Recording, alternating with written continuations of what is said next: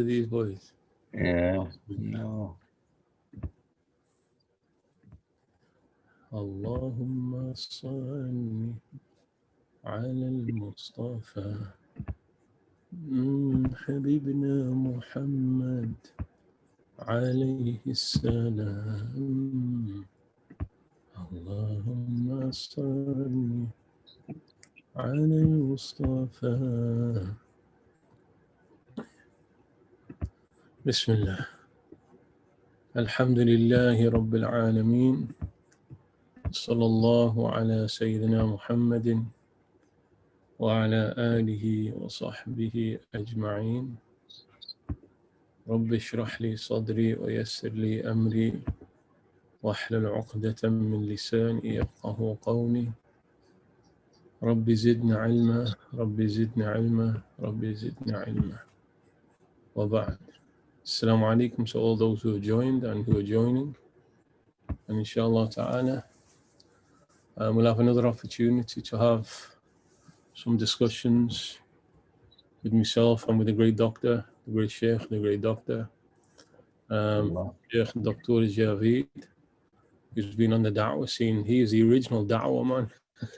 He's been on the scene for over 30 years. So That was those, man. They were good. They were good fun, man. They were, they were good old days. Yeah. Same battles going on now as back in the day, and Da'wah man and Ali Dawar and Muhammad Hijab and all these boys. Same battles going on. Nothing's changed. Yani Muhammad Hijab is, mashallah, is, from what I've seen, he does. He takes it to a decent level. He takes it to a decent level. I'm not sure about those other guys, the jokers. So yeah, I'm just going to share. How you been, Shaykh? How you been? Alhamdulillah, I'm doing good, mashallah. Looking forward to Ramadan, like we just mentioned before. What are we now? We're only about just over 3 weeks away from Ramadan. Allahu Akbar. So inshallah ta'ala, we'll mention this again later, but the next show that we have in 2 weeks, we'll try and focus pretty much solely on Ramadan. Issues around Ramadan, inshallah ta'ala. But yeah, no, looking forward to the great month. Alhamdulillah. How fast does it come? It's like last year. Doesn't even seem more than a few weeks away. A few weeks ago. SubhanAllah. Allah Akbar. Tayyib, inshallah, let's Anas Ahmed's hijacking the whole thing at the moment. Yeah, man, he's off the mark quick, isn't he, this week? Ar-Rajul Basit. That's Abdurrahman, that is. That's Abdurrahman. Or is that Hussein trying to start off with the Mullah War controversy? Can you pray carrying a child or not? Oh, yeah, that's the controversy of the fortnight, isn't it? No, but before that, I want you to shed some light on what's this like? Is it palm reading or crystal healing or these pagan practices? Yeah. That you've mentioned is done by some people that I know. So what exactly is this about? So here's the thing. Was it this week? It came up in conversation about someone wanting to learn how to heal with crystals. So now the basis of crystal healing has pagan origins, from what I'm aware. Right. And you can't equate that. So what they've done is they've gone from this journey of we're Sufis, we're traditional, our Sufi sheikhs wear rings with akik stones. I've heard akik stones have properties, etc. Yeah. So, whoa, turn the magic down. I've just healed your anti-Sufi tendencies. Yeah. No. I'm just. This is the journey that goes on in some people's minds. So they have stones. They've heard that these stones have some properties, and then they make that leap from there, and then they get involved in, I don't know, whatever Unani, and so on and so forth, and whatever else, and then this whole thing just has led them onto crystals, right? As if crystals have some healing properties. And so now they're of the opinion, and someone apparently that you know, and someone that you really respect, users. How do you know I respect them? Because unfortunately, you know the type of person I am. There's not a lot of people I respect. Only perhaps you Yeah, and I mean, I'm just saying this is the understanding of the people who told me that you respect this person and that they use crystals for healing. So what's I mean, that's what I want to know is from your understanding, what's the deal with crystals and healing and things? Because that's bare paganism as far as I'm concerned. Ajib. And yeah, I was just something unrelated to that. Well, it's part of the whole scene. A student at Micro Madrasa on Sunday asked a question about what's it called? Reiki healing. Reiki healing. I think it's to do with some type of well, it was developed, I think, in Japan originally. Some type of spiritual energies. Yeah, Reiki. Reiki, Reiki, yeah. So I didn't answer them because I didn't know much about it, but reading up on it. And this is the problem with all of these type of trends. I'm just going to read a line if the sister's there, and I'll share it in the class as well, but just for the benefit of all. Like this Reiki healing involves, and this is on an official website, there are higher sources of help you can call on, angels, beings of light, and Reiki spirit guides, as well as your own enlightened self, are available to help you. A'udhu billah. A'udhu billah. And so when it's, even though they're saying it's not connected to any religious practices, it's independent religious practices. When you start looking at these things, whether it's that or it's like yoga healing or crystals and so on, that it's not just that they're neutral and that they haven't come from an Islamic sources, but they're coming from other religious sources. And alhamdulillah, then a Muslim needs to stay away from it and have nothing to do with that. So I don't know. I don't know where that's coming from, and I'd warn against that. Allah. Tamam, Bismillah. So that's your crystals, and just tell that brother or sister, whoever is that, I'm not condoning any of those practices. No, I will do. I mean, that was my sense. Obviously, having heard you speak on issues, that was probably the opinion that you had. But I thought, whilst everyone else is listening, it's a good time to ask you privately. Okay, so easy one to begin with. Anas is asking about Hizbul Bahr. So Hizbul Bahr is one of the du'as, one of the awrad that has come from Imam Abu al-Hasan al-Shadhili, and he's saying in the version in Habib Umar's Khulasa collection is longer than the version that is given by Shaykh Nuh Kala and Sayyid Shaykh Muhammad Al-Yaqubi, who are both Shadhili Murshids. Do you happen to know why this is? And what is the exact difference between the two versions? I mean, I haven't looked into it. I know that the version that's read by the Ba'alawiyya is slightly longer than that which is read by the general body of the Shadhiliyya. So it is slightly longer. So it probably, I don't know. So it probably is in terms of different riwayat. That's always been my assumption, is different transmissions of it. Allah. I heard that they added to it. As in, I think one of the awliya from the Ba'alawis had some kind of inspiration to make an addition to it, not like, for a laugh. One of the best questions ever. Sorry about that. Sorry, finish off. No, so no. That, I mean, I've heard that. Anyway. What we're looking at? Anonymous at the A40, absolutely brilliant. Can you pray carrying your wife in bracket wives? Oh, mashallah. Tayyib, Bismillah. Let me give my 2 pennies worth on that. I want to get involved in this Shaykhi wars, because mashallah, Shaykh Aslam, he put something out there, he put a video out there saying that this is the Sunnah way of praying carrying a baby. And then there's Maulana Shahid Ali from Bradford, he countered that. And it's caused quite a very firm entrenched views on both sides. So Allahu A'lam. Even Brother Muhammad Tawheed's there. First of all,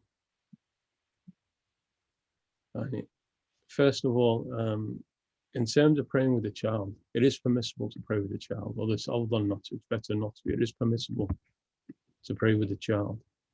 And the Prophet ﷺ's granddaughter, she would climb on the shoulders, the blessed shoulders of the Prophet ﷺ, while he was in prayer. So there's an asl for it, there is a basis for it. But then the dispute wasn't about that. It wasn't about praying with a child on you. It's carrying the child in that particular manner. And it's a very particular manner that Shaykh Haroon demonstrated, using both hands together. Because even though he's right that the Prophet ﷺ did have his granddaughter, that's not, from what I understood, that's not how the Prophet ﷺ had his granddaughter. And the hadith is clear, it was on his shoulders. Wallahu, from what I'm aware, there's nothing that the Prophet ﷺ actually picked up his daughter or his granddaughter. And then yes, then there's a discussion in the madhab, in the Hanif madhab, if has that fallen into amal kathir or not? Has that fallen into excessive movements? And the dominant view in the madhab is that whatever somebody who's looking at you who doesn't know that you're praying, if you don't look like you're praying, then you're not in prayer. And so that's subjective. So you could argue that didn't look like somebody who's praying. You could argue that. But then there's also the view that says using both hands to do an action is also considered amal kathir, is also considered excessive movements. So, Allahu A'lam. It's not clear cut. It's not clear. My only issue with what two issues I had with what Shaykh Aslam did was, first of all, like claiming that the Prophet carried his granddaughter in that manner. Allahu A'lam, unless Shaykh Aslam can show that, I don't think there's a hadith that support that. Like, he was on his shoulders. And then also bringing Shaykh Samir al-Nas into it in that manner. I don't think that was appropriate to do in that way. Just to call out names like that, I don't think that was appropriate to do. Wallahu A'lam. And Mawlana Shaykh Ali, he's come back, he's presented that case to ulama from the Yemen, Hanafi ulama from the Yemen, other places, and they came back with that view, which does have a basis in it. So it's not clear cut. Wallah. So in principle, yes, it's allowed to pray carrying a baby. It is allowed. The Prophet didn't pick up his grandchild, as far as I'm aware, with both hands. She was on his shoulders. That's what the hadith mentioned. Is the prayer invalid by doing that? You could argue that both ways. Like picking up something with two hands, not looking like you pray. You could argue that. You could also argue that's not as clear cut. Allahu A'lam. Tamam. Allahu Mm. So we've got some questions on Taraweeh. Should we attend Taraweeh in what is still a pandemic?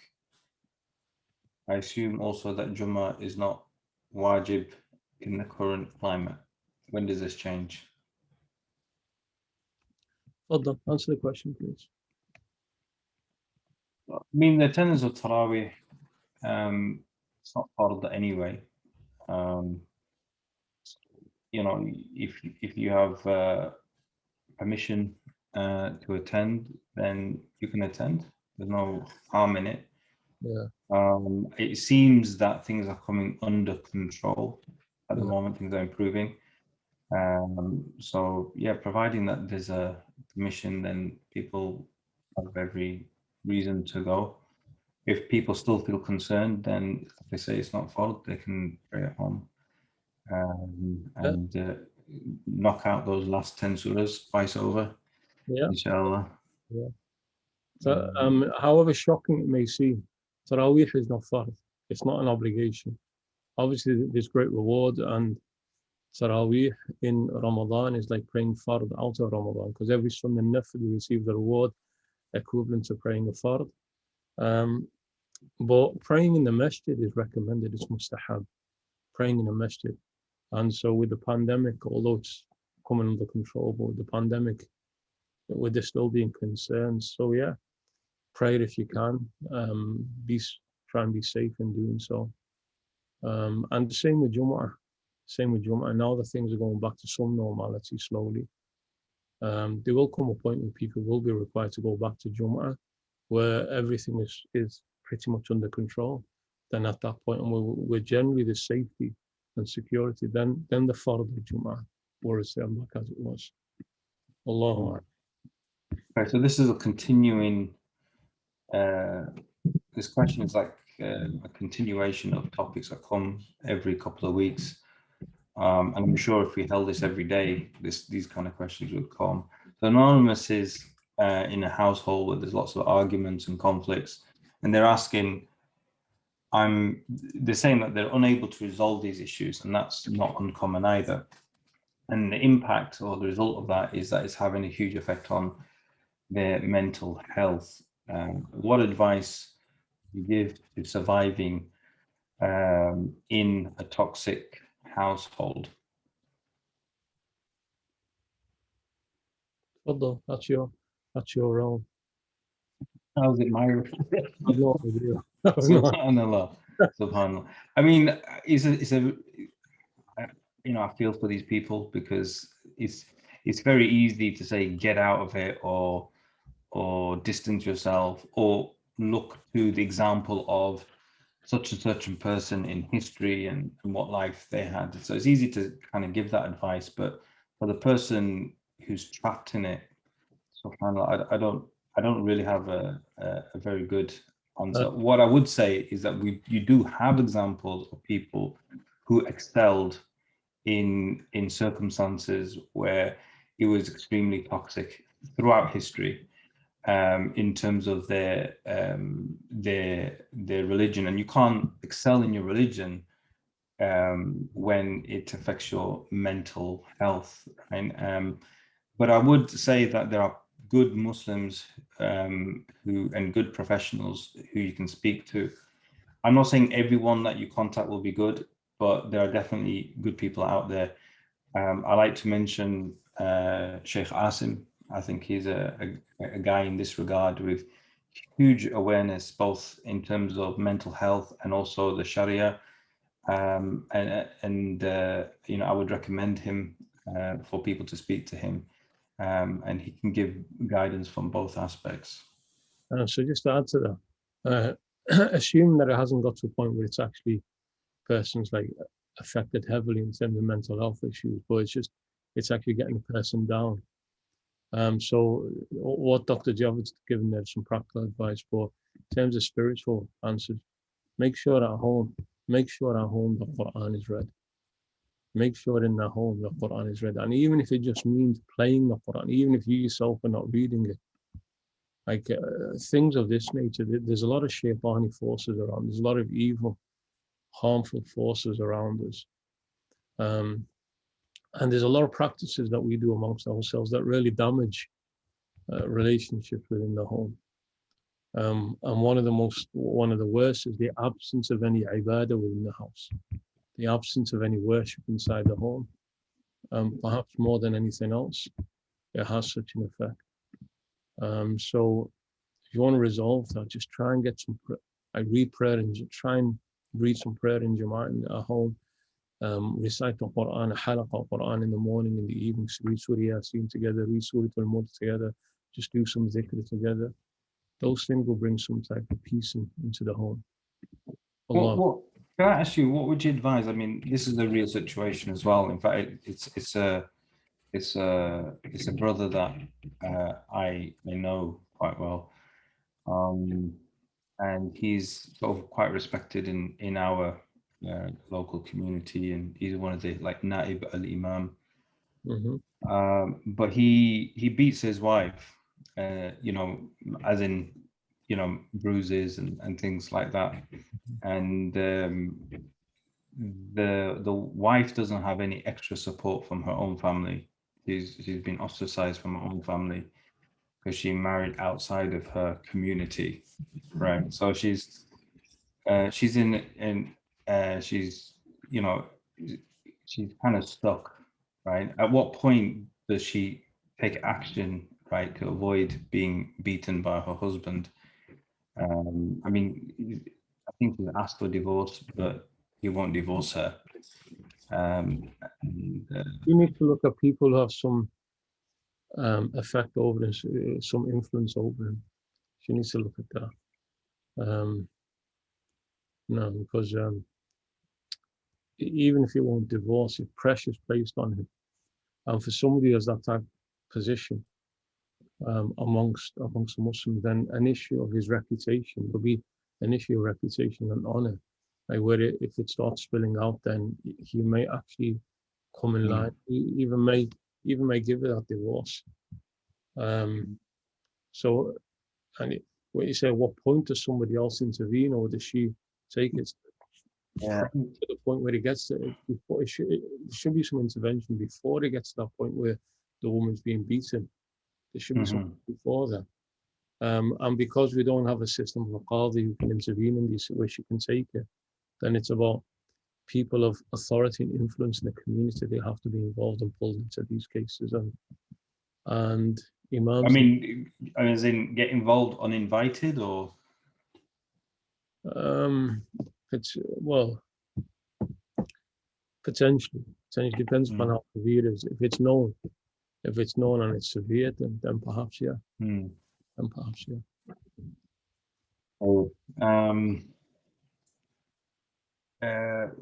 Deep question from Anas. I forgot. Let me see that first one. What exactly are the beliefs of the Murji'ah, and who from your friends is part of that sect? From my friend, probably you. The Murji'ah. Shaykh Abu Fattah al-Ghudda, he refers to two types of Murji'ah. There's one is Murji'ah Ahl al-Bid'ah, and one is Murji'ah Ahl al-Sunnah. Because the reason why that is important is because Abu Hanifa, Abu Hanifa has been accused of being a Murji'ah. The idea of Murji'ah, irja, we're actually going to possibly study this tonight in Surah Tawbah. وَآخَرُونَ مُرْجَوْنَ لِأَمْرِ اللَّهِ. The word irja means ta'khir, means delay. And in terms of aqidah, it's the key principle is, do sins have an effect upon a person's iman or not? Do sins, so the Murji'ah who are out of Ahl Sunnah, they held a belief that a person's sins have no bearing whatsoever upon his iman. Abu Hanifa, he held the view, al-iman la yazid wa la yanqus. Iman does not increase nor does it decrease, it's static. And that was misunderstood as referring to the belief of the Murji'ah. And that he meant that there's no consequence of sin. Whereas that's not what he necessarily meant by that. He's just talking about asl iman, the origins or the basis of faith as being one in nature. Everybody in their faith, they either believe or they don't believe. That's unchangeable. Not to say that sins don't affect. So there's Murji'ah within Ahl Sunnah, which is like the Maturidiyah, the way of Abu Hanifa, which is which means that people's faith are all the same at the base level. Then there's Murji'ah Ahl al-Bid'ah, deviant Murji'ah, who believe that sins have no impact whatsoever upon a person's faith. Wallahu a'lam. How about Eid namaz in the pandemic? We kind of answered that with previous ones. Yeah, just to add on that, for the Hanafis, Eid has to be prayed, as with the Jum'ah, it has to be prayed in a public space. It can't be prayed at home. But in the other madhahib, it can actually be prayed at home. Like for the Sadat al-Shafi'iyya, one person can pray Eid by himself. I think there's a similar thing with the Malikiyyah as well. So there's a lot more leeway in terms of Eid prayer. Hanafis, no, you wouldn't. You pray Salat al-Duha, Ajrun Azim. There's a great reward in doing that. And wallahu a'lam, the way things are going, but I think definitely by the second Eid, I think, inshallah, we do. When you say second Eid, do you mean like Eid al-Adha, or do you mean like the day I do Eid? Like no, when after the moon has actually been sighted, genuinely? Are you a Moroccan eater, or are you a Saudi No. eater? Anywhere genuinely in the world where it's been genuinely possible to cite it, if it's been cited, I'm good. I'm a No, Hanafi like that. you're not good. No, I don't believe. Okay, right. Back onto Aqidah. I'm currently studying Aqidah. This is anonymous again. I'm studying Aqidah, learning all of its rational proofs and coherent arguments, and also reading supplementary texts to aid me. However, I am fearful of the confusion I could end up with. How should I approach this study while protecting my Iman?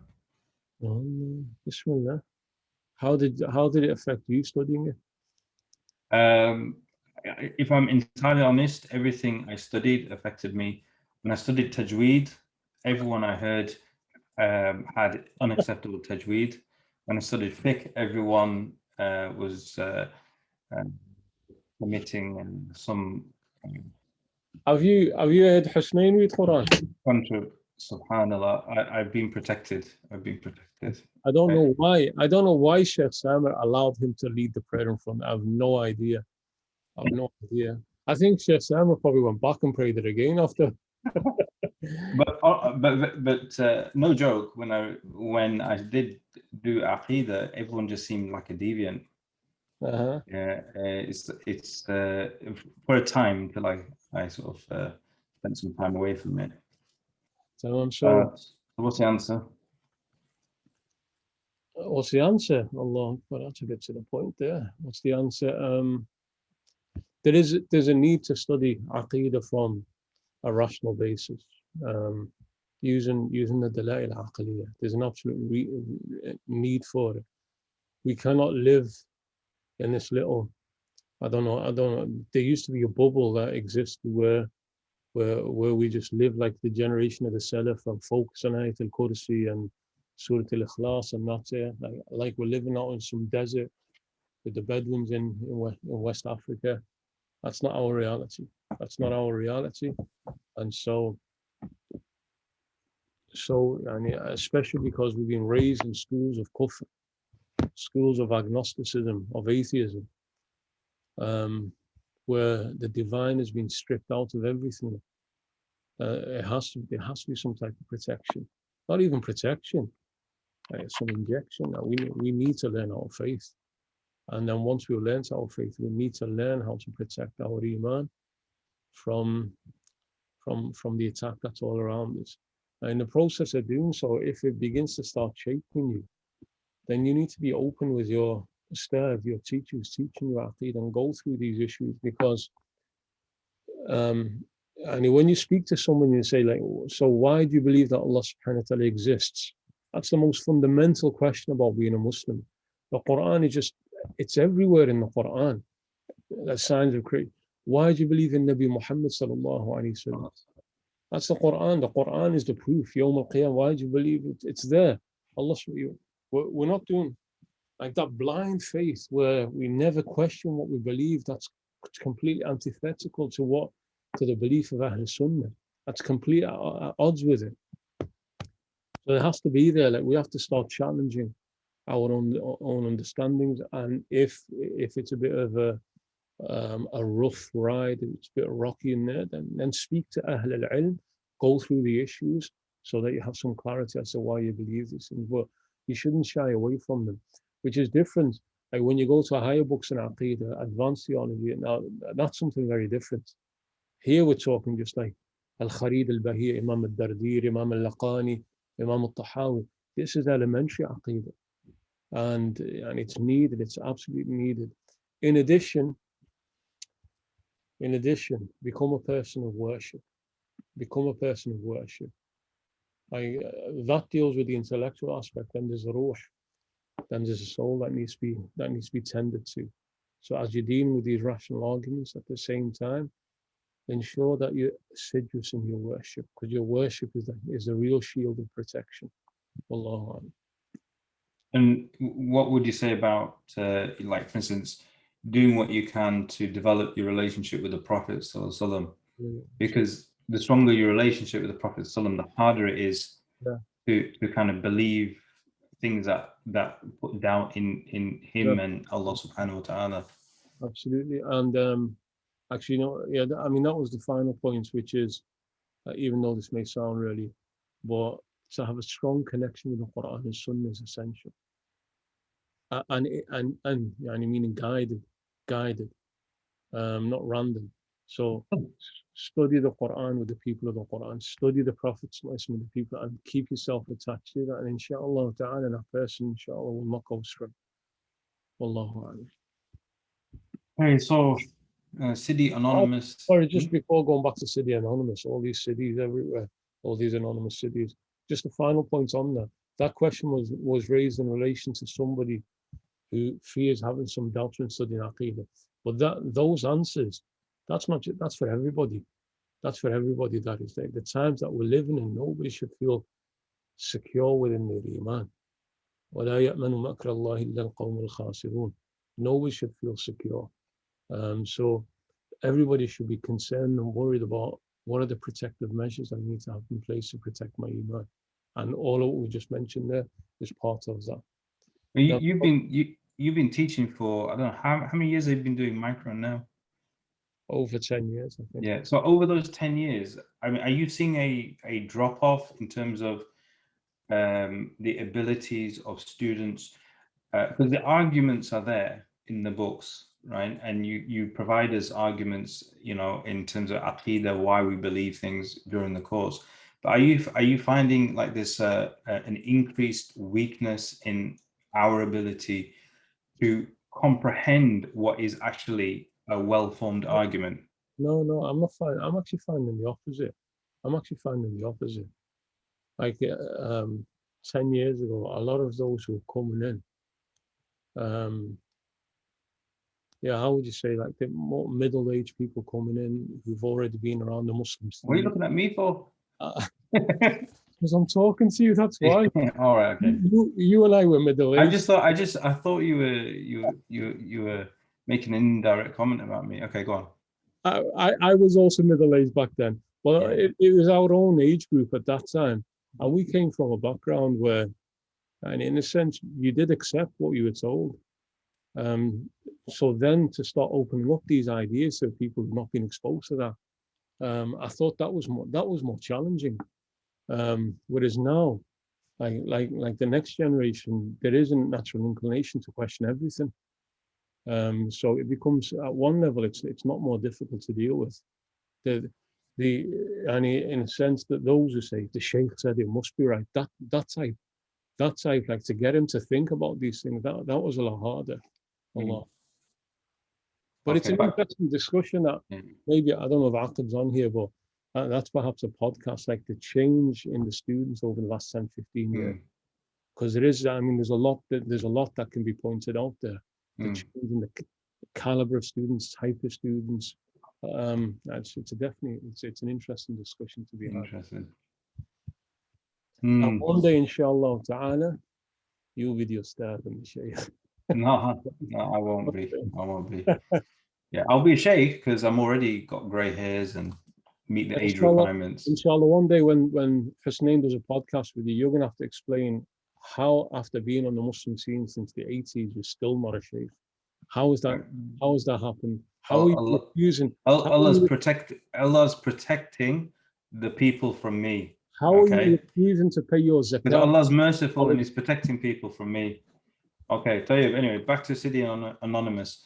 So Anonymous is saying Hajj is an obligation, but if you were against the vaccine and the vaccine is a requirement for Hajj, would it be necessary to have the vaccine, or would the obligation be lifted as long as the vaccine requirement was in place? No, that's an interesting question now.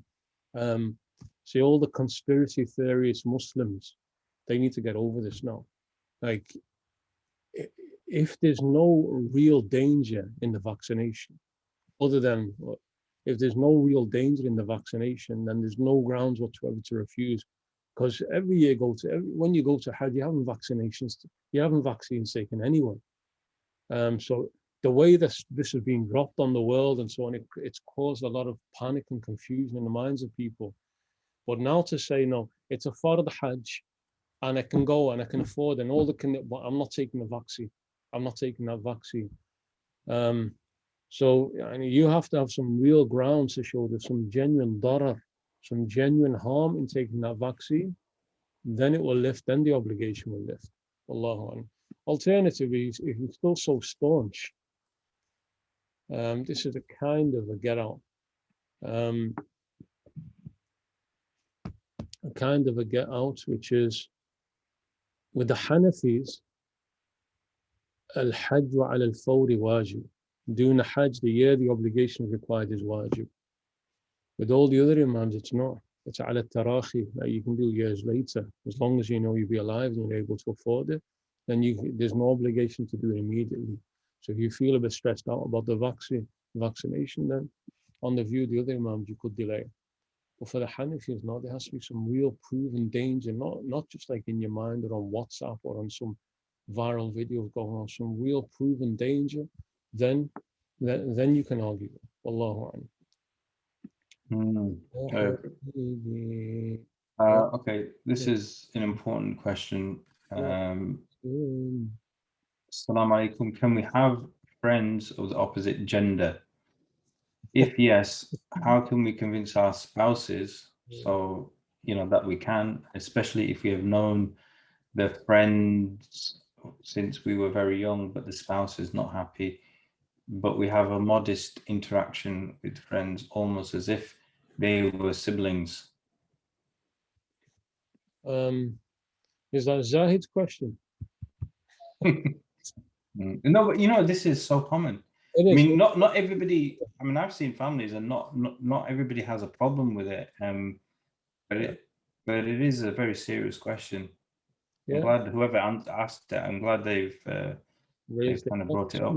Bismillah, go on and answer it then. No.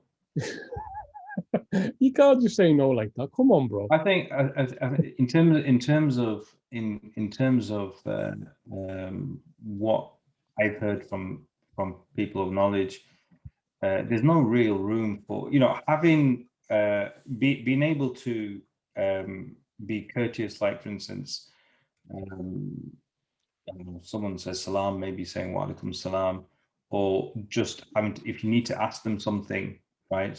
That's you ring the house and they pick up the phone. That's a thing. But being friendly, right, and casual and chatting, there lies danger. Yeah, you might switch off, but shaitan never switches off. And too many times problems have actually arisen through these friendships. And I don't know, up until now, I've never seen any room for it in terms of the Sharia, unless Shaykh Haroon can furnish us with a timely loophole. With a dodgy fatwa. With a dodgy. No, I'm with you on that, please. Sorry, Afan, I'm with you on that, yeah? Yeah, no, people need to know the boundaries, and the boundaries are dropping, but also haram has become so prevalent. When zina becomes so widespread, and with all due respect, that's almost like a platonic friendship, it's just mates and so on. But the door's wide open. The door's wide open, and Allah subhanahu wa ta'ala says, "La taqrabu zina." Don't come anywhere near it. Don't approach it. Don't fornicate or commit adultery. Don't come near it. Allah. So even, and here you're saying that the wife, like, she's uncomfortable and she doesn't like it. Even if she was fine with it, there's still an issue with that. Even if she was fine with it, are you having like a friendship with somebody of the opposite gender? No, it shouldn't be that way. There should be boundaries that are set in place. Too many examples of haram taking place everywhere. Let's just bring it a bit closer to home. Sister-in-laws and brothers-in-law sat together all around. The in-laws are death, as the Prophet said. Cousins and so on. Haram takes place there. A haram's taking place, but it leads to the ultimate haram. And then when people cry about it, when you went against Al-Habib sallallahu alaihi wasallam, what you expect? Is this a failing in parenting? Like, for instance, should parents be very aware that beyond when the child becomes baligh, or just before the child becomes baligh, to train them to stay, away, to recognize who's a mahram, who's not a mahram, and behave accordingly. Yeah. No, there is, but that's not just parents. That's a social. That's a social problem across the ummah. It's not in any one particular culture. It seems to be there everywhere. Allah. Okay, this is probably the most important question. Is going on Tablighi Jamaat permissible? For you, it's wajib, isn't it? Yeah. I've done my time. Time served. No.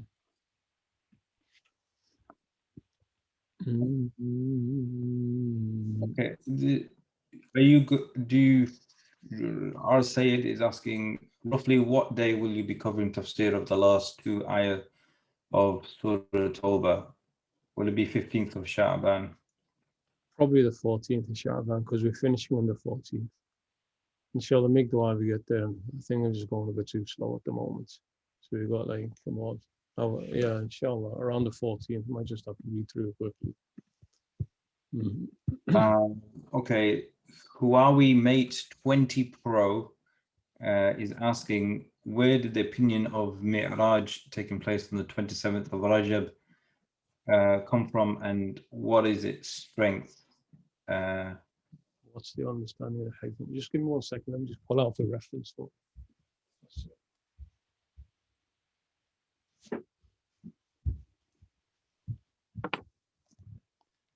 Ibn Rajab al-Hanbali mentioned something on this in Lata'if al-Ma'arif. Do you have a copy of that work, Lata'if al-Ma'arif? Yeah. Yeah, it's a great work, mashallah. Great work. Let me just find the reference here. Have you ever taught that? It's not really something that's taught. It's something that's more read. I remember. Yeah, but we people need it read to them these days. But it's such a nice book. It is. I remember when we were studying it. I thought you said it wasn't studied.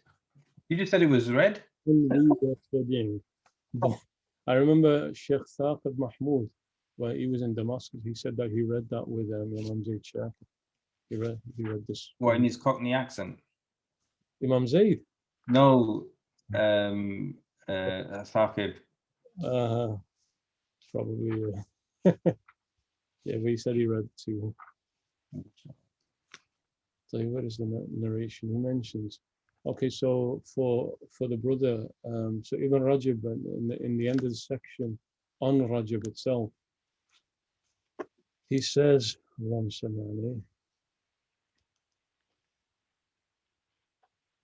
وروي بسند لا يصح عن القاسم بن محمد وروي بإسناد لا يصح عن القاسم بن محمد أن الإسراء بالنبي صلى الله عليه وسلم كان في 27 من رجب وأنكر ذلك إبراهيم الحربي وغيره.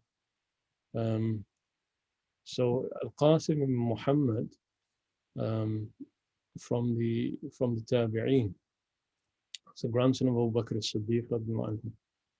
Ibn Rajab says it's been reported from him, but with a chain that's not sahih, with a chain that's not sound, that it was on the 27th of Rajab. But others, they rejected that. I didn't get a chance to pull her out, so maybe we'll do it later on and share it. Also in what's it called? Al-Qustulani in Al-Muwahib Ladunni, he mentions something on that.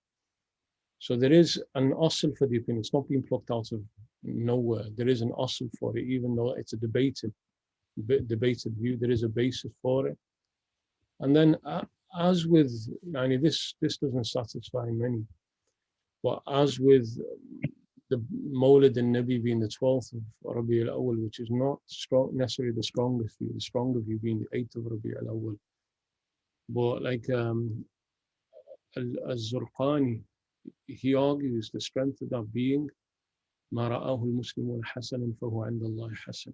The fact that it's gained acceptance in the Ummah itself is an indication of its that's perhaps the date. So we can't say for definite. Although within certain circles it's treated as the night, the 27th, most circles within Ahl Sunnah, we can't say that for definite.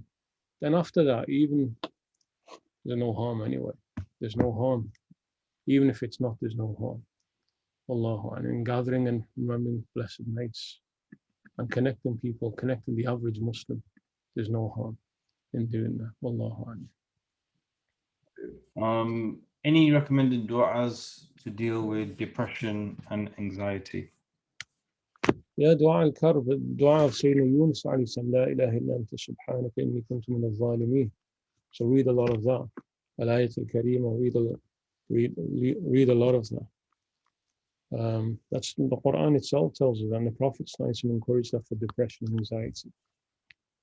Okay, this is Anonymous is asking, can you hunt rats, squirrel, pigeons, foxes?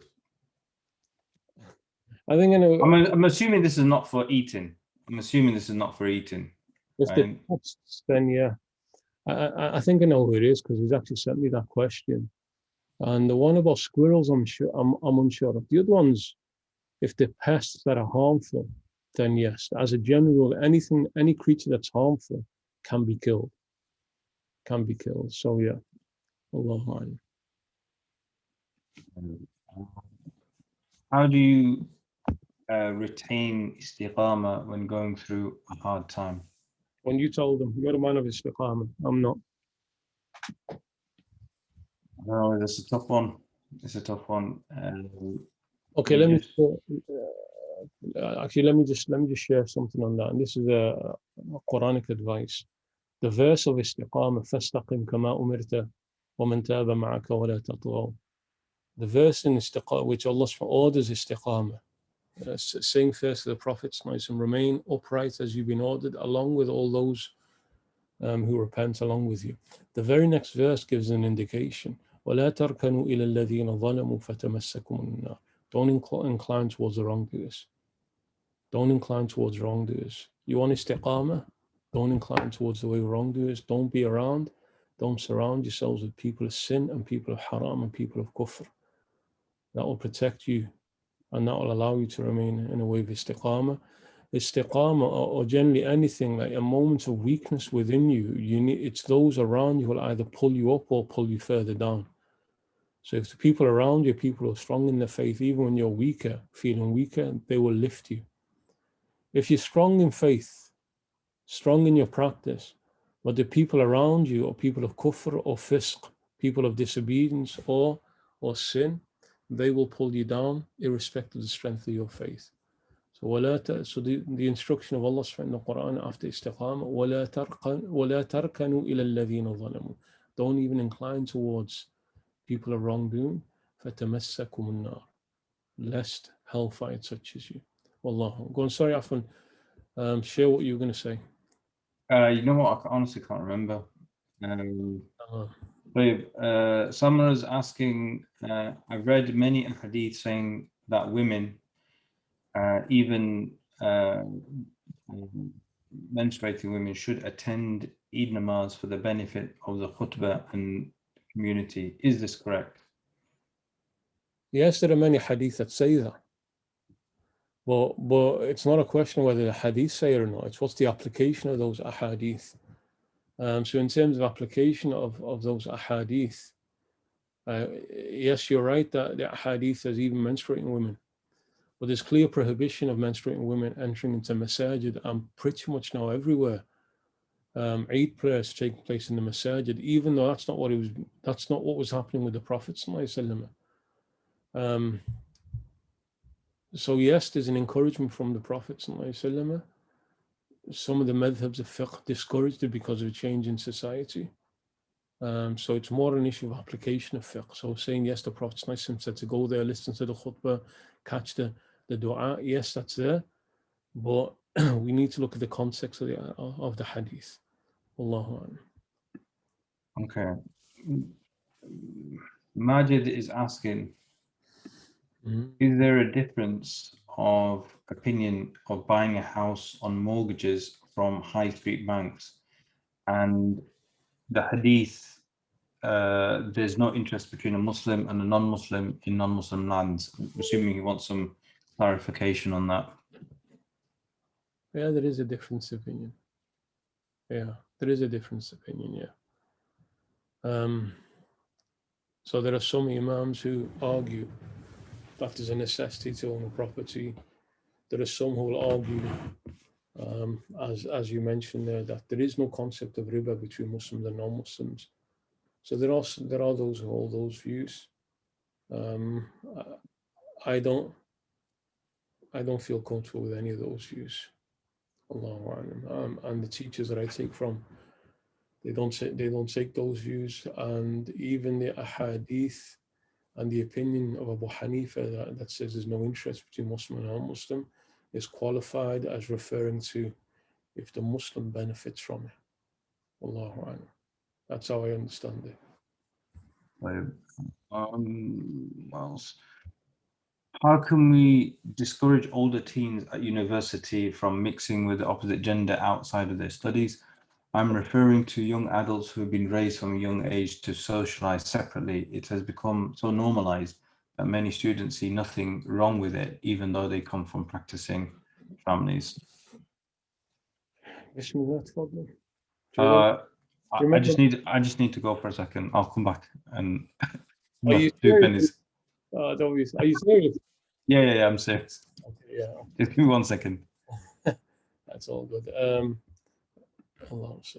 So I think Dr. Jalvis, I didn't actually. Oh yeah, how can we discourage all the teenagers at university, etc., from mixing with the opposite gender? Also, it's the hardest thing in the world to discourage. It's the hardest thing in the world to discourage people at that age, when they're all on fire. they're all on fire at that age. My personal view, there needs to be some type of revolution in the Muslim communities where people need to start looking to get married, even at university, looking to get married. And even though some will say it's not practical because they can't support, they're not living with each other, family's not going to accept it, and so on. But bab zina is so wide open. Like zina, like committing haram, is so wide open. And nobody wants to look at how to resolve it. Just saying keep your distance and know your gaze and so on. That's not it. That's not what's going to work in a case like that. So how do you discourage all the teenagers? Allah, it's the hardest thing in the world. You put them there in the midst of the haram, where the haram is everywhere, and then tell them that, stay away from the haram. Allahu A'lam. It is so normalized. That's the problem. It is so normalized. That's the problem. Allahumma salli ala Sayyidina Muhammad wa ala alihi sahbihi ajma'in. Let's have a look. Anything else?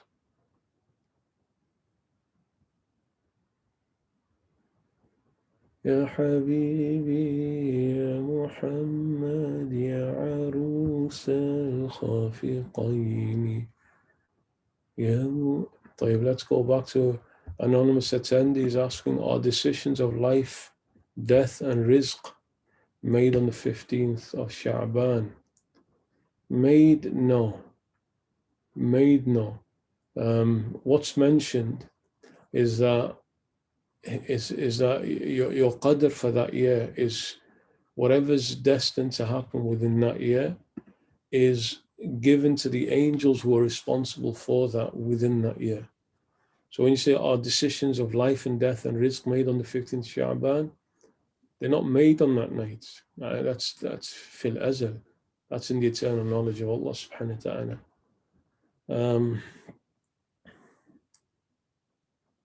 Well, yeah, part of the blessings or part of the importance of worship on the 15th Sha'ban is that Allah subhanahu wa ta'ala instructs angels for the coming, or instructs them with whatever's going to happen in that coming year, to execute and carry out the instructions. So it's important that angels receive your decree whilst you're in a state of worship. Wallahu a'lam. Welcome back. Just also while you're gathering yourself together, Khalid Thabit, wa alayhi salam wa rahmatullahi wa barakatuh, are the references for Nisr Sha'ban da'if or sahih or otherwise? The general individual ahadith or da'if, but as a collective they're considered to be hasan li ghayrih. Hasan li ghayri. So collectively, they rise up to be in the level of Hasan li ghayri. So those who say la asla lahu, they're way off the mark. Those who say there's no basis whatsoever for it, they're way off the mark. There are a significant number of weak hadith that speak about it, which is a collective. It becomes Hasan li ghayrihi, which then becomes maqbul, which then becomes acceptable. Marhaba. Is it a decent rule of thumb? So, like for instance, when you have a ruling saying that do this thing, it's mustahab. Is it a decent rule of thumb to say, well, if it's considered mustahab, then the proofs for it are da'if? No. To say the proofs are da'if, no. Because it could be based on a sahih hadith, but we're within the understanding is there's no obligation. Yeah, precisely. Yeah. So that's not a fixed rule of thumb. No. Okay. Does astrology exist in any form at all in Islam? Star signs, etc. I heard that these things exist, but we would rather refrain from using them than declaring them invalid. So do they have a reality like magic, albeit that they're prohibited? What's the Islamic understanding? Ibn Abidin and others, they say there is some. The problem with all of this is ascribing an independent reality to it. I saying independence of Allah subhanahu wa ta'ala, where you're born in this star sign. So that's where it becomes a problem, categorically. That falls into kufr. So there can be some reality to it, but we've been forbidden. We've been forbidden by the prophets, not to have any dealings with it. So we should just leave it at that. Allah subhanahu wa ta'ala can create a particular type of character or a nature within you based upon when you're born. And He can have that as a general pattern and as a trend. But then to start going checking your star signs and basing decisions on that, the Prophet's nice and warned against that. Zayn is asking, my girls were given a £250 something or other from the government, and it was later scrapped. It's been invested in a halal trust fund since infancy. Monies can't be withdrawn until age of 18, at which point it could be worth nothing. Is the zakat payable on this? Both have now attained the age of puberty. I'm going to look into that. I'm not sure on that one. It's similar. It's a similar. Whether it's worth nothing at that point or not is irrelevant. It's irrelevant. It's the fact that it was there. You put it in there and then you couldn't access it. Similar to pensions, where you put it in there and you can't access it. And the fatwa that I follow on this one is that you are liable for it because you put it in. You put it in even though you can no longer access it. So it may well be similar to that, but I'll look into that. Inshallah. This is an interesting one. How do parents look for suitable rishtas? They said matches, but I'm going to say rishtas for their offspring, given that the normal networking channels of friends and family, presumably that we were used to in our time, have been replaced by online apps, and arranging meetings seems quite foreign in this day and age. I don't know about that. I don't completely agree with the question. Yes, now it's become normal that people just start like finding random strangers through apps and through websites. Well, family networks and networks of families and friends and so on, that's there now, and that should be used. That should be utilized. And it's an important thing that considering somebody that you don't know, nobody within your circle of families and friends knows them, it's too risky.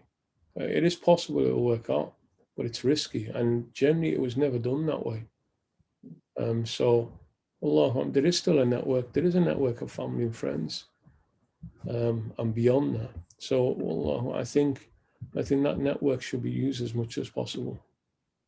Yeah, but you know quite a lot of people. I don't know.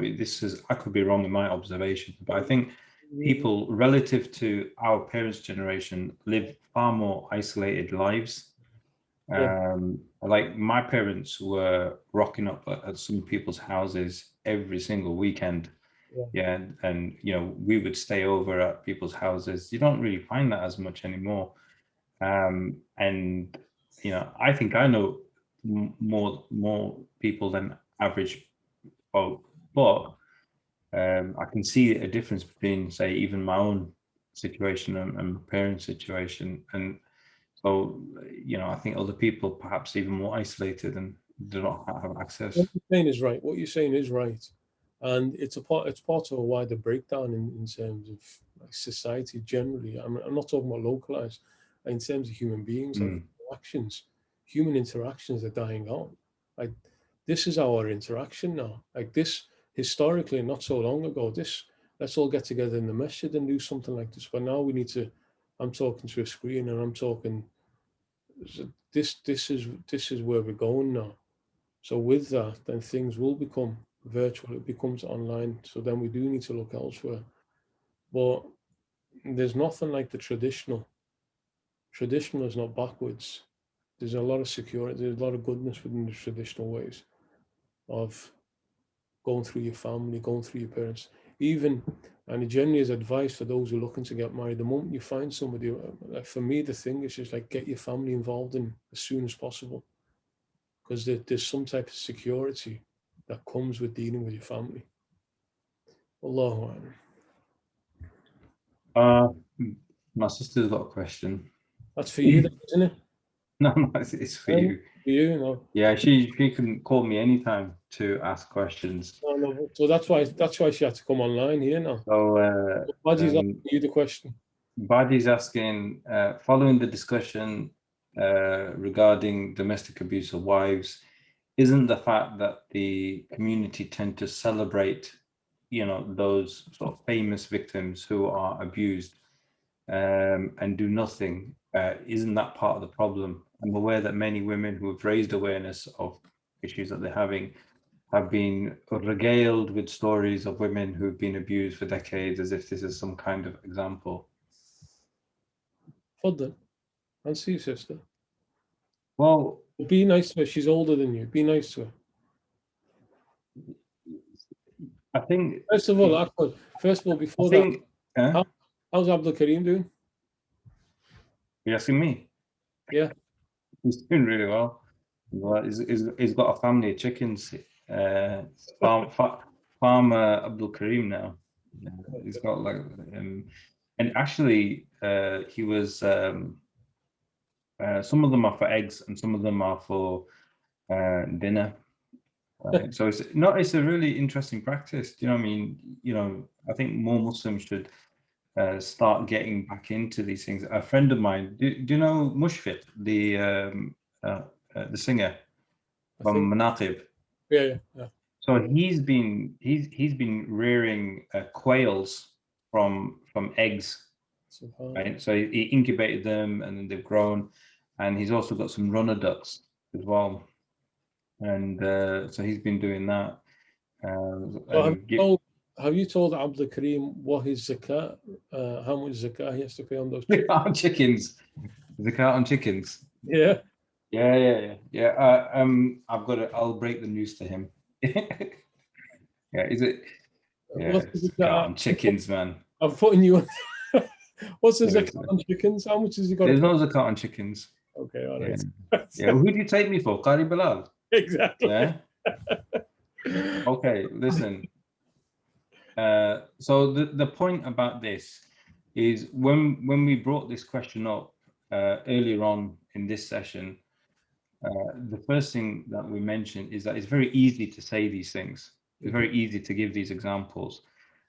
It's not a one-dimensional response when we're talking about domestic abuse. However, these things do play a role, right? They're there for a reason. They're there for in order for us to take some instruction from these people who suffered but succeeded, right?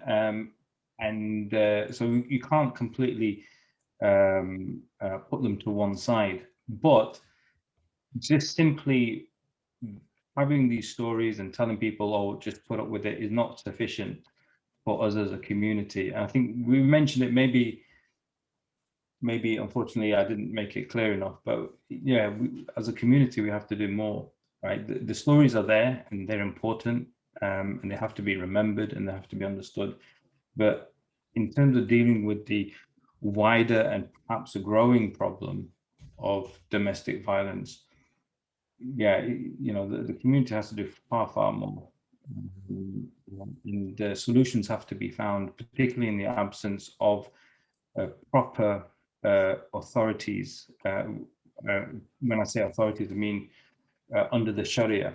Yeah, we have to find ways, rather than spend time building mosques, big mosques with big rooms that aren't used, except for like an old men's club. We should be finding solutions to protect our fellow Muslims from each other. And it's a sad state of affairs that more often we have to protect Muslims from each other than from people outside of our faith. Anything? No, Jazakallah khair. There you go. Jazakallah khair. You answered Baji's question really good. I'm sorry, before you pick up some more in the Q&A, I'm just looking at Facebook. Just want to pick up on 2 points there. Aftakhar, he's saying, are weddings permitted during the first 10 days of Muharram? The answer to that, first of all, there's a general trend within some Sunnis in some parts of the Muslim world that they treat it as a month of mourning because of the tragedy of Karbala, and that's Ta'athur Shia. That's the effect that Shia have had upon Ahl Sunnah. So yes, there's ta'zeem, there's respect and honor of Ahl al-Bayt, of the household of the Prophet, but there's nothing about the month of Muharram being a month of mourning. So absolutely, weddings are permitted. Weddings are permitted. I get questions every Muharram like, can you go to restaurants? Can you pray daf? Can you show any sign of happiness because of that tragedy? And the answer is yes. The answer is yes. It's not. We don't take it as a month of mourning. So yes, weddings are permitted. So like Hussein and his band of Shia affected Sunnis, you should bear that in mind. Yes, it is allowed. What's the general custom in terms of Islamic civilization? Because it seems to be different in Western culture. The day someone dies is often a day that people feel used for mourning. But in Islamic culture, we tend to remember people by the day they died. It tends to be more of a celebration of their life and achievements. We have all these urses and all of these things. It's usually on the day that they die, and it's not like a day that we're sad. Even the practice of urs is there only in certain parts of the Muslim world. It's not there in all parts of the Muslim world. What are you trying to say? I'm saying that you're a deep. That's what I'm saying. No, but even in the Arab world, the teachers, on the day that someone dies, rather than the day they were born, they bring those people up, as an excuse to remember them, right? I'm not saying a full-blown Urs celebration with, you know what I mean, fancy stage and people throwing money at you, right? But I don't mind that. I need people to throw money at me. Yeah, Bitcoins at you. Oh yeah. A second point, just quickly to touch on for the sister who sent a question on Facebook. So if a girl reaches 12 but has not started her menses, or has seen has some signs of puberty such as hair growth, etc., are they required then to give zakat after 1 year of reaching nisab? Said child has some gold chain and earrings. The answer is no, because she's not considered baligha.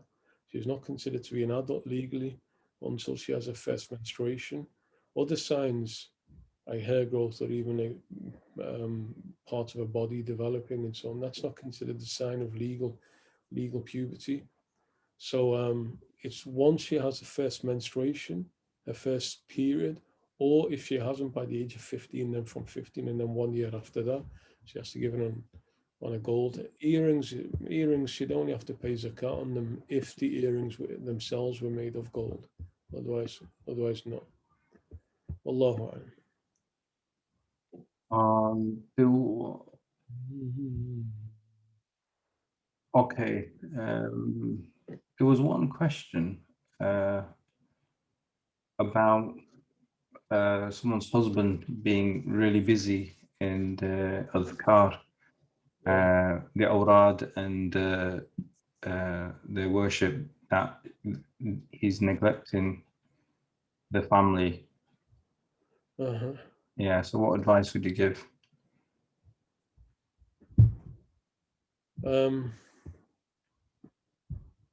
That's about the relationship that they have. So, yes, the family has a haqq, has a right. Unless the family themselves have given up that right. In a sense, they're happy that that person just engaged in worship. But if she's not happy and the children not happy, then that's her right, and that's her right that he spends time with them, quality time with them.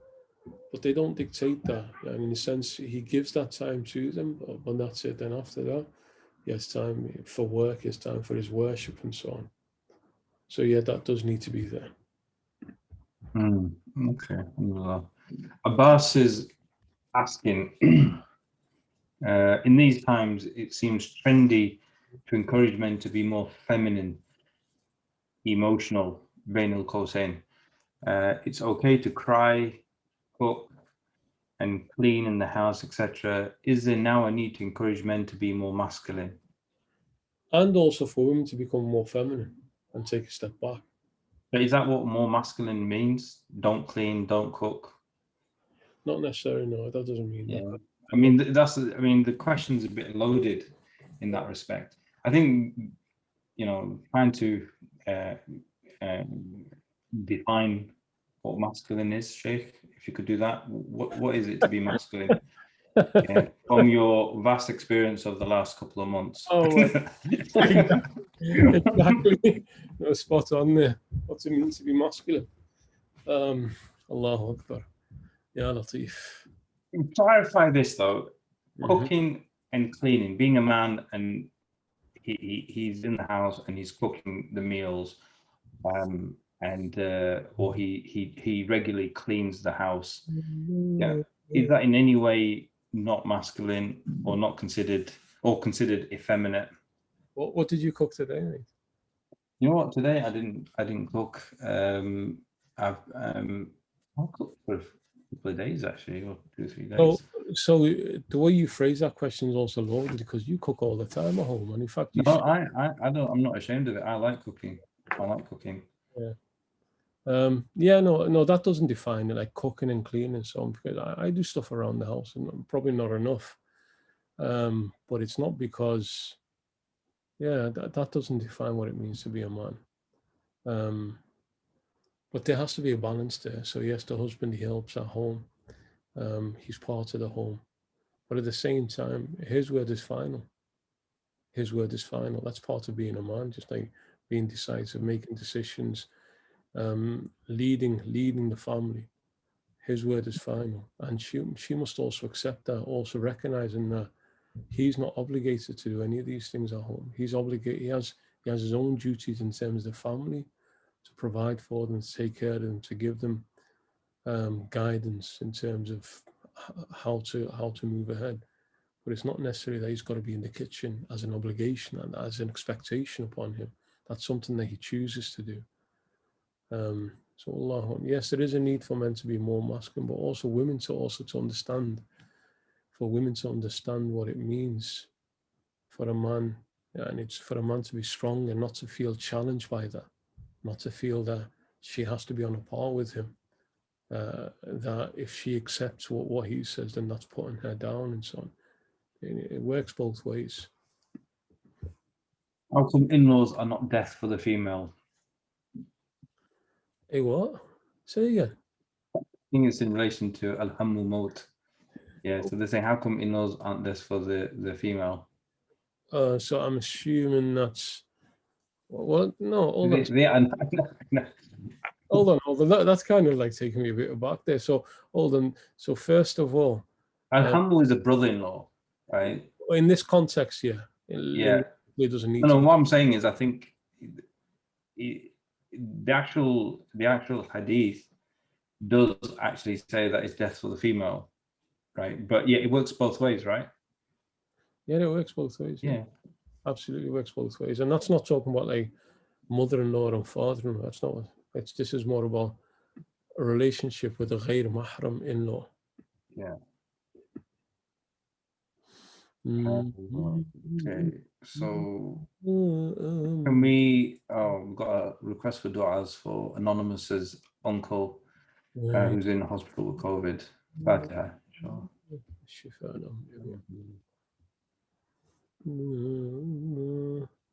لا إله إلا الله جود علينا. Somebody wants you to show us live online on how to pray with your son. Oh my God, that son of mine, like Musa, mashallah, bless him, protect him. He still climbs on me, but at the same time, he'll climb on me. But I won't necessarily try and make an effort to pick him up. He'll climb on me, and if he's on me, he's on me. That's it. This is another anonymous question. Is it permissible to reuse items you bought for your first child to use for your subsequent children, like clothes and prams, or does it all belong to the first child? It's permissible to reuse them as long as you bought them, and in the sense that they belong to you. You bought them such that they belong to you. Then so you bought them, and the children are wearing them and using them. And so there's a legal issue there, which is if you bought it for the children such that it belongs to the children, then you do have a problem there. So when you do buy stuff for your kids, then buy them such that they both belong to you, but then the children are using them, and then that's fine. I make it clear to my kids that everything I buy for them, I own. Yeah. Because that way it's easier to get rid of if you need to get rid of it, and also to play with it if you want to play with it. So, when is the best time to do morning and evening adhkar? Is it like before or after sunrise, or before and after Maghrib? قبل طلوع الشمس وقبل غروبها. Allah subhanahu wa ta'ala says before. But what's understood there from the practice of the Prophet is that it's before sunrise and before sunset, but going into the morning, going into the evening. Allahu a'lam. قبل طلوع الشمس وقبل غروبها. Before.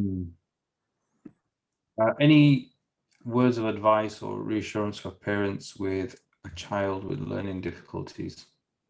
Ya ilahi, Allah. Tfaddal, say some words, and I'll mention something as well. I think I've got nothing short of admiration for the parents who, mashallah, look after children. But looking after children with learning difficulties takes a very sort of special set of parents. I've had a few friends over the years who've dealt with it in the most amazing fashion. But Allah chooses parents for these children, carefully, and it means that it's in your capacity to deal with these things that Allah subhanahu wa ta'ala has made you responsible for. So it's a big undertaking, right? Speak to teachers, right? Not to see me, but to people like Shaykh Haroon. Speak to every teacher you can and get nasiha, whatever nasiha you can get from them. But they're a source of blessing for all children. See what Shaykh Haroon has to say. Yeah, no. I want to reiterate that point. That's what came to my mind at the same time, that Allah subhanahu wa ta'ala, He puts your children, whether they're the most gifted children, they have some difficulties, or they have no capacity whatsoever. they're always a blessing. They're always a blessing for you. Children are always a blessing, whatever form they come in. And Allah subhanahu wa ta'ala tests you, and He puts you through it. However He gives you a child. If your child's the most gifted child, He'll test you through your child. If your child has difficulties, or if your child is just there for you to serve because they're ma'asoomin, they're sinless beings who have no understanding, they're always going to be in there. They're always going to be placed in front of you to test you, and to bring you near to Allah subhanahu wa ta'ala. So as you're dealing with your child who's having difficulties in learning, just exercise the utmost patience in dealing with them, and just keep on reminding yourself that your child, whatever form that child comes in, is a gift from Allah subhanahu wa ta'ala to you. And He subhanahu wa ta'ala, He gives His gift any way that He wants, and He leaves the gift with you, or takes the gift away from you any time that He wants.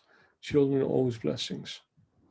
Allah. Yeah. Do you have any good advice on Islamic things to do prior to conceiving a child, other than making sure you're married to each other, obviously? Oh, you sarcastic little. It's not being sarcastic. These things need explaining these days. They do. Right. That's the first thing that came to my mind. Get married to her first. Yeah, but there's, again, a lot of stress involved in this, right? A lot of stress involved in this. But any things, Islamic things, generally that's good practice, not necessarily to get to be able to conceive, but just before, just fulfill the the before is just fulfill the general sunnahs, that when husband and wife are intimate, I always make sure that you read the dua. Always make sure that you read the dua of protection. Allahumma barik lana fima razaqna, Allahumma barik wa jannibna ash-shaytana ma razaqtana. Keep the shaitan, keep the devil distant from whatever child that you give to us. So make sure that whenever husband and wife, particularly when they're intending to have a child, when they're intimate, that you always read this dua, so that the shaitan is protected from any child that you do have. And your child is in accordance with your intentions, like what you want from your child. So when you have your child, have the highest aspirations for them with Allah and His Messenger, and then at the end of that, like Dr. Sav and myself, mashallah, we're blessed with children, and all those who are blessed with children will know. It's subhanAllah, more than anything else, it's what makes you as a person, going through that 10, 15, 20 years of raising your children. But then you realize like how much reliance you have on Allah subhanahu wa ta'ala in that. Like you can have the greatest of all intentions. There's no alayhi salam who can't do anything with his own son. He can't do anything with his own son, no alayhi salam. So at the end of it, you just realize that you have the intentions, you have the aspirations for what you want from your children. You do all of these things beforehand, make the right du'as beforehand. Then at the end, you realize that it's all in the hands of Allah subhanahu wa ta'ala. And the most powerful weapon you have, you're a father, you're a mother, is just always to have your children in your du'as before they conceive, once they're born, and until your dying day. What are you laughing at there? I was remembering when we had our eldest. People go, oh, mashallah, how do you do this and that? And I remember, even in my mind, I thought, you know what, this is really easy. All you do, right, is, you don't do that, and you do this, and you do this. And then we tried exactly the same technique with the second one, and it was a total fail, right? Meaning the technique was a fail, because you tried to do all the same things, same environment, and suddenly it didn't work, and you realize that you've got no control over what's going on with your kids. You have to just respond to each one as they are, as human beings. They're all different. But I thought I'd clocked it with the first one. I thought this is too easy, and then I had the others who told me otherwise. Is it true that the Prophet ﷺ's name is written next to Allah subhanahu wa ta'ala on his throne? Please, can you provide evidence? Yes, provide some evidence, Shaykh. Oh, you want Dalil as well? At burhanukum. Burhan, I don't know where he is. He's messing around with some nurses at the moment, isn't he? You want Burhan? Yes, yes, yes. Sayyidina Adam alayhi salam, he saw La ilaha illallah Muhammad Rasulullah written on the throne, and he asked Allah subhanahu wa ta'ala to forgive him by Muhammad sallallahu alayhi wa sallam. That's there. Inshallah, I'll try and remember to bring some dalil for the next week. But I remember Shaykhna Shaykh Samir al-Nas, and I think he mentioned one dars that he looked at the different chains of that, and I think there's 10 different chains of that, and I think off the top of my head that he said that the ahadith about that are of the grade of being Hassan, so they're acceptable.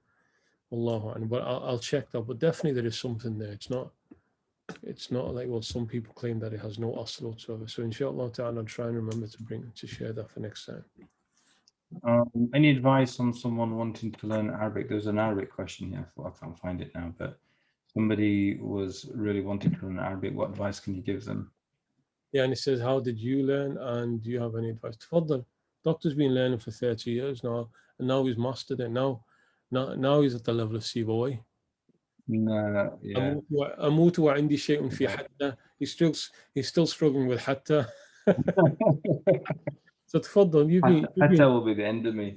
Yeah, so I knew Dr. Javed in the 90s when we were doing the Rihla courses, and yeah, mashallah, and he got there in the end. He got there in the end. He got over the finishing line. So bismillah, share some gems. Yeah, you know, I can't speak, you know, for the people. My own experiences, I tried different things. We had an ustad whilst we were at university who taught us some basic grammar concepts, but that fizzled out after a year just because of university, being university. Tried to read a book, sat in micro madrasa when they did Ajurumiyya.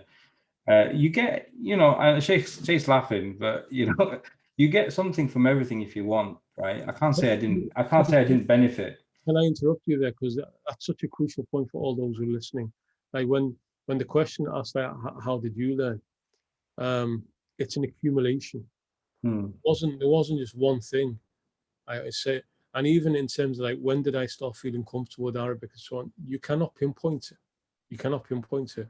I studied in France for 1 year at college. Before that, I'd already done some like basic studies of Arabic. I didn't really understand it, and then you just saw over time, like, you get more and more into it, and then things become more natural, and then it all just falls into place.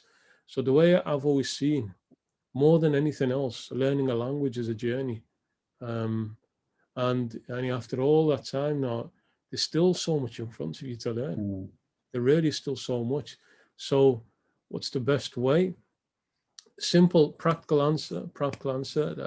Ideally, just get out to Egypt, just go, just dedicate some time for that. And the reason why I was having a little giggle there was because all of these grammar heads, like, they're all just like, Ajurumiyya. Just go and learn a language as a language. Go and learn a language as a language. Language is something that's living. Learn it in that way, not as an abstract. And then once you're familiar with the language, then all of that falls into place at the right time. Like, one of the things, the errors of our generation was that we did it wrong way around. We were doing it all wrong way around. Like, learn the language first, and then all the rest falls in place. So do it that way. But everybody wants to learn Arabic, and you should all have that as an intention. Get out to Egypt. Get out there. Get out to Egypt. Go to Morocco. Go somewhere where they have experience in teaching Arabic to non-Arabic speakers. There's there's one common denominator that everyone who's really got on top of the Arabic that I've noticed, and the one thing that I've noticed is that they prioritize the Arabic. They prioritized it. Yes. At some point, they just dropped everything and they focused on Arabic and they nailed it. Whether that meant, like, for instance, Naeem Ajmal from Mufti Naeem Ajmal from Birmingham. Now, regardless of any, Why do you have to bring him into the discussion? No, because this is interesting, right? Because regardless of any other issues, he nailed Arabic pretty much before he even left IPCI bookshop. He was like some skinny kid, right, reading all of these Arabic books in the shop and stuff like that. And he was just like single-minded, right? He just zoned in on Arabic and he just learned, and he was at a really good level before he almost essentially taught himself, but he was at a very good level before he even left the UK. And I've seen other people who are determined who can do that. And I've seen people who've mastered it just in the UK, some people who've gone abroad and wasted their time and they still can't speak it. Yeah. And my mate, who hasn't studied anything, but because he is abroad, right, and because he just isn't embarrassed about speaking, he can understand and he can speak it. He just doesn't understand any of the rules, right? And so you can do it in different ways, but the main thing is prioritizing. Prioritize it, you'll be fine. And there's lots of good online courses as well if you don't have the ability to leave. But as Sheikh says, yeah, you can go to Egypt and there's a lot to be had. I need to finish quite soon, so can we quickly just close with a few final? Yeah. What do you think? Mosques, Islamic centers, do you reckon they should bring in counselors, mental health professionals? Yeah, absolutely. Yeah. A lot of mosques are way behind on that. I remember, what's his name? Even though what's his name? Sohaib Webb in America. He was doing a lot of that. Like when dealing with these type of issues, like he'd have other practitioners around him to deal with all of these things. And even though I haven't formalized it, but often just for myself personally, when people come with marriage issues, like I will always try and separate it out. Like, is it counseling you need? Is it religious advice? Is it spiritual advice? Or what exactly is the issue there? Because if it's counseling, then bismillah, then go and see that person. If it's mental health, then go and see that person. If it's religious advice, then maybe.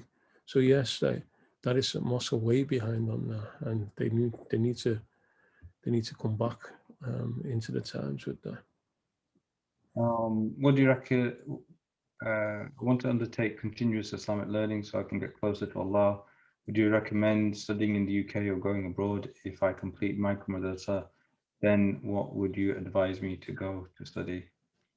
As a general path, if you're somebody who's serious about learning knowledge, like taking it to the highest level, complete your fardain and do that here, do it in the language that you understand.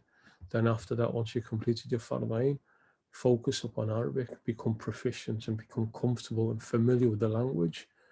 And then after that, then the world's your oyster, then after that. And that's when you really focus on traveling. Do you advise, is it advisable to get engaged to someone you haven't met? Some of my family say as long as the references are good, that's enough. Tawakkalna ala Allah. Yep, go for it. Is there engagement in Islam? Is this a concept of engagement? Engagement is more like an agreement. So the concept of engagement, the idea of an agreement beforehand, yeah, that exists. But an engagement, and I think engagement is just an extension of that. This one's definitely for you. Well, Assalamu alaikum. Could you please explain the concept of a spiritual portal? And have you been through one? Oh my God. Have you been through a spiritual portal in the last week? 8:53. Yeah, I don't even know what it is. I'm getting asked all of these mad stuff. Is this a prank question? Oh yeah. So look, yeah, I'm just having a quick read up on it. Anyhow, yeah. Heavenly portals and ancient gates. Doesn't sound right to me straight away. Okay. And Huawei Mate 20 Pro is asking about the Hanafi opinion on wearing amulets for an adult who can recite Quran and du'as for protection. It's part of weave, but I think he's referring to the ones that have the grids and the sort of numbers inside. That's They're difficult. It's much more difficult to do those than Sudoku. Do you know? Have you ever seen how they're done?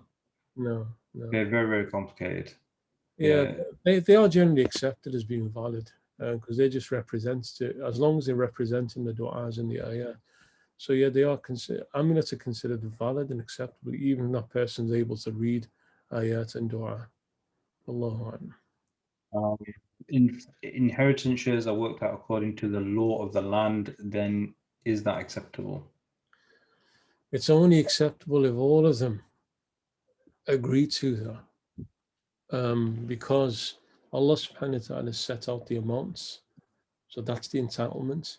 So now if between them they agree, and even saying that's only acceptable in that case is still troubling, because yeah, in a sense you're saying that the law here overrides what Allah subhanahu wa ta'ala. So if, for example, the sons and daughters are happy, the sons in particular happy, say, I don't need her, so I'll give her, we'll just share it out equally amongst ourselves. And the key thing there being, if they weren't happy, they'd be able to take their share. Nothing would stop them from taking the share, but then they say, no, it's fine, we'll just distribute it equally amongst ourselves. So as long as there's no pressure and yeah, from themselves, they're willing to give it up, then it's fine. Khayyam Khan is asking, Assalamu alaikum, Ustad, pray you and your family are well. What is the ruling on cashback phone contracts where you pay a set amount of money a month and you'll receive some of that money back throughout the year? Yeah, I don't see any issue with that. Wallahu a'lam. Yeah. I've taken a student loan. If I was to die, this loan would be wiped away, knowing that this debt would still not be with me after my death. Would it be wajib upon me to pay off this debt as soon as possible? I currently work under a limited company where I don't show I earn enough to repay my student loan. Is this haram upon me? Jazakumullah khairan. Anonymous, we need to talk. Yeah, you need to, Ustad Anonymous. You need to, anyway. No, just carry on doing that. Carry on doing that. Make sure you never have to pay it back. But I need to stop now. I need to get ready for tafsir now. Jazakumullah khair. Jazakallah khair, inshallah. And we mentioned this at the beginning. I think the final session of this before Ramadan will be in 2 weeks. And we're going to focus on Ramadan questions. If nobody asks Ramadan questions, we're just going to make up a set of questions on Ramadan and discuss those, like why Javed is dead against Saudi sighting, and what you do here in a city like Liverpool where everybody's following Saudi. So that'll be and Isha times. Oh yeah, and Isha. So we should need to bring special guest to Husnain on for that. Imam Husnain. Yeah. Why not? Yeah, as long as he wears a turban. Yeah. Inshallah, we'll see you all next time. Bi'idhnillah. Alhamdulillahi Rabbil Alameen. Sallallahu ala Sayyidina Muhammadin wa ala alihi wa sahbihi ajma'in. Wassalamu alaikum wa rahmatullahi wa barakatuh.